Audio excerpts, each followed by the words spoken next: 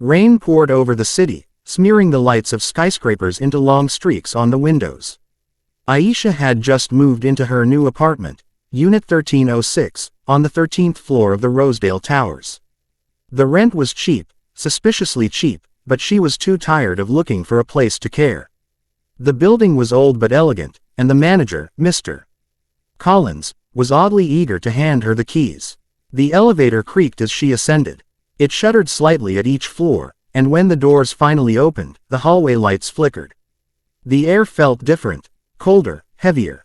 Old wiring, she told herself and dragged her boxes inside. The apartment looked fine. Plain white walls, wooden floors, a big window with a view of the city skyline. Still, there was something off.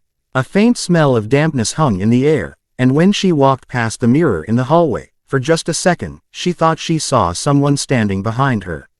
But when she turned, the reflection was empty. That night, as she unpacked, she noticed the clock on the wall had stopped at 3:17 a.m. She replaced the battery, but the hands didn't move. Then came the knocks. 3 slow, deliberate knocks on her door. Knock, knock, knock. She opened it. The hallway was empty. By midnight, the knocking started again, louder this time. She looked through the peephole. There was no one, but she could hear breathing. Deep, ragged breathing, as if someone was standing inches from the door. She called Mr. Collins, but there was no signal. When she stepped back, she saw something horrifying. The peephole was now dark, as if an eye was staring from the other side. Panicking, she slammed the door shut and ran to her bedroom. The mirror on the wall caught her eye again. Her reflection smiled, but she hadn't. The reflection raised its hand and pressed it against the glass.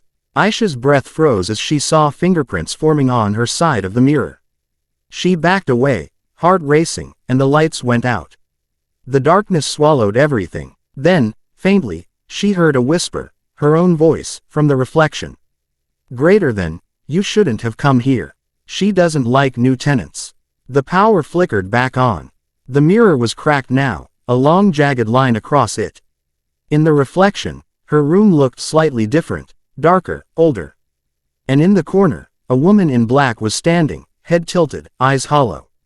Aisha turned around. No one there. But when she looked back at the mirror, the woman was closer. The reflection Aisha reached toward her, fingertips brushing the glass. The surface rippled like water. Suddenly, a violent gust of wind burst through the apartment, slamming doors and scattering papers. The reflection grabbed her wrist, from the inside of the mirror.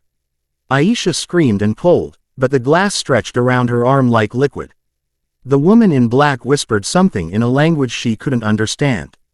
Then, everything went still. The next morning, the apartment was empty. Mr. Collins stood outside Unit 1306 with a new tenant, a man looking for a cheap place. He smiled thinly and said, "Don't worry about the number. The 13th floor isn't real. The elevator skips it. Must be a glitch." Inside the apartment, the mirror gleamed faintly in the morning light. If you looked closely enough, you could still see a face behind the cracks, Aisha's, silently screaming from the other side.